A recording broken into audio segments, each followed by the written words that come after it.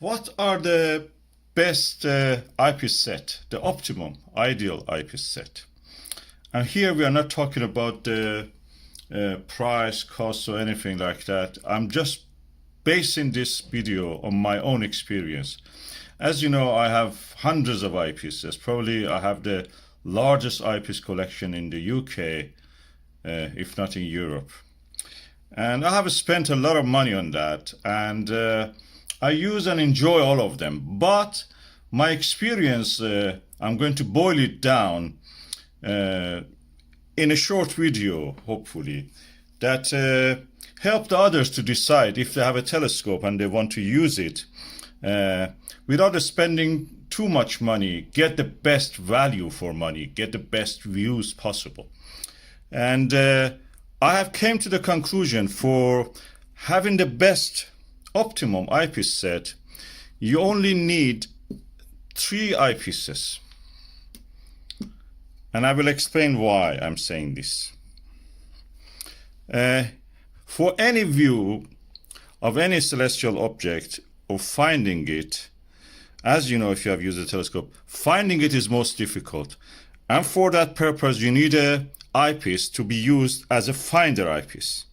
Something that gives you the highest number of the focal length, that is 40 millimeter, for example, and gives you the lowest magnification, so you don't see much of the magnification of the star fields. And to me, this can be boiled down to 2 eyepieces, either a 40 millimeter Plössl or a 32 millimeter Plössl. This is a Ostara 40 millimeter Plössl. This eyepiece is legendary, very similar to the Atmos Scientific RK-E 28 millimeter, but better than that. I'm using this all the time. This is one of my best eyepieces. As you can see, when you look through this eyepiece, you don't see much of the eyepiece rim. And it's rare with any eyepiece to have such a thing. This is giving you the eyepiece spacewalk experience. And you can buy it. I bought this probably £15 after the COVID, due to the supply chain problems. They come from China. You can buy it yet, well, maybe it have increased £20, £25. Dollar-wise, probably $30. The worth, I'm telling you, this worth probably 5 times the value that I mentioned. So if one day you see this $150, that is the time that you say that, okay, this is now expensive. Anything lower than that, this is worth it. And if you don't have even this one, a 32 millimeter or a 25 millimeter, that can serve you as a finder eyepiece or wide field eyepiece. This is good for observing Andromeda galaxy, Pleiades, you know, finding the extended star fields, like, for example, the things like the North American Nebula, depending, of course, on your telescope aperture size. If you come one step lower than that in the focal length, you come with something like 24, 25.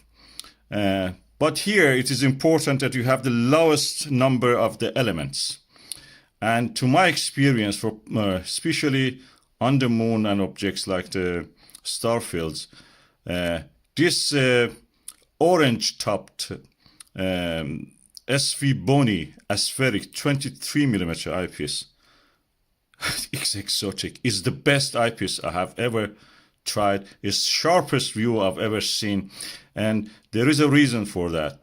It's because the number of the elements in this is very limited, unlike any other eyepiece that you may see, premium eyepieces or expensive eyepieces, I should call them, which have a lot of lenses in them. Every one of those lenses actually absorbs and reduces the amount of the light you're finally reaching your eye.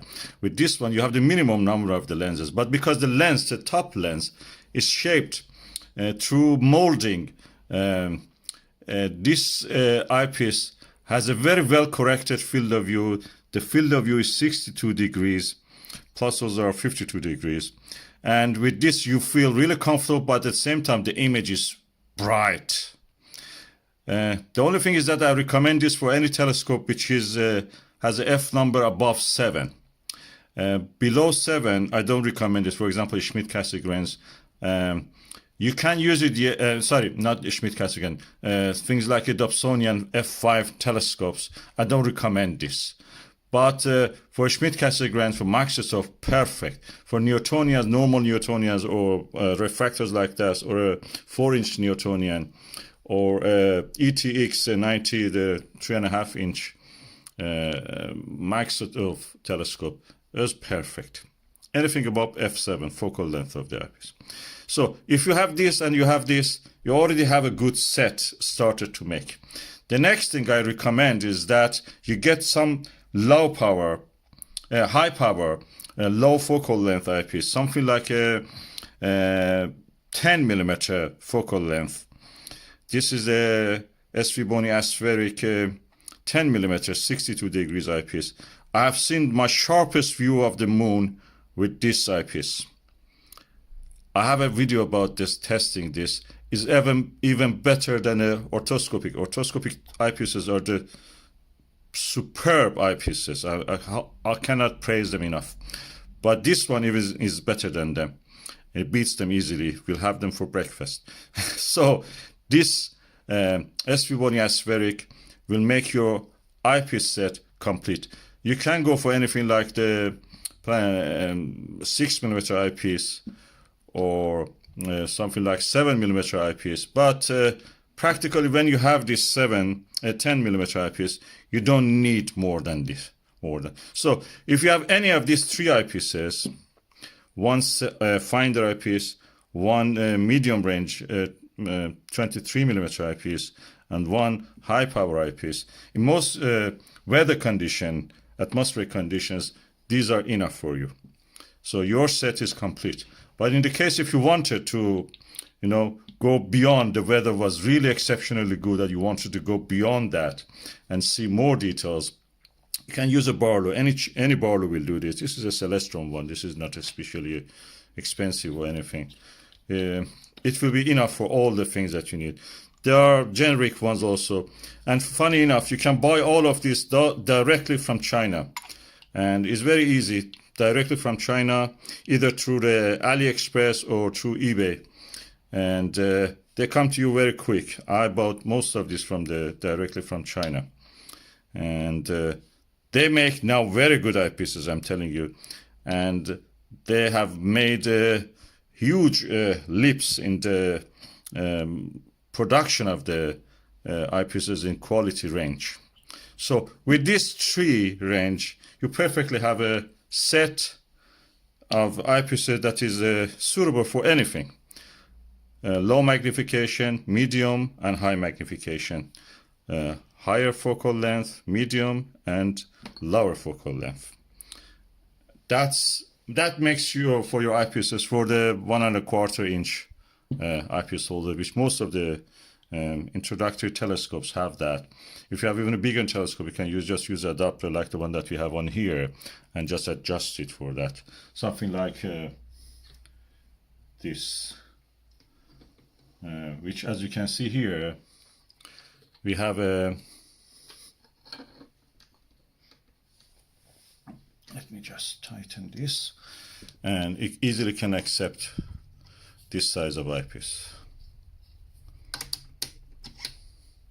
And you are ready to go. And these ones also go. And if you want to put a Barlow, you do it like that. You put your eyepiece here, the screw opens, and then goes on this. You have now, instead of a 10 magnification, because this doubles your magnification, this is a 2 times Barlow, you will have 5 millimeter eyepiece as if. And it gives you the best view that you can possibly achieve within your climate. 5, in my experience, I don't use much of that range of the magnification with this eyepiece that I have.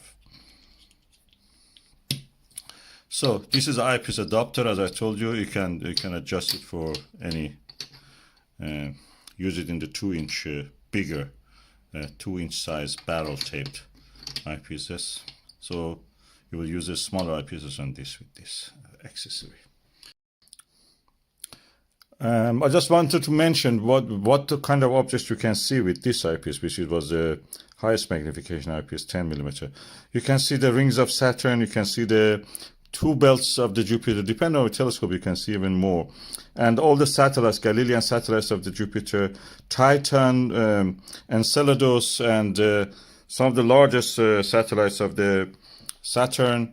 And with the Barlow, you can see more details on the Jupiter, and festoons and the blue patches, blue-gray patches. When the Mars is closer to Earth, you can see some of the albedo features on the planet Mars. In early morning hours, if it is during the opposition of the Mars, you can see the brightening of the haze forming at the edge of the down sky of the Mars. Also, it gets blue, kind of whitish. You can see lots of details on the moon. Many domes, many craters, volcanic domes, many rills, the little valleys and lava tubes. Endless possibilities to observe. So this is for the 1.25, and you can't stop to watch this video if you have reached what you want. But I can tell you that if you want really high planetary eyepieces, I would give you a guide on that in a separate video.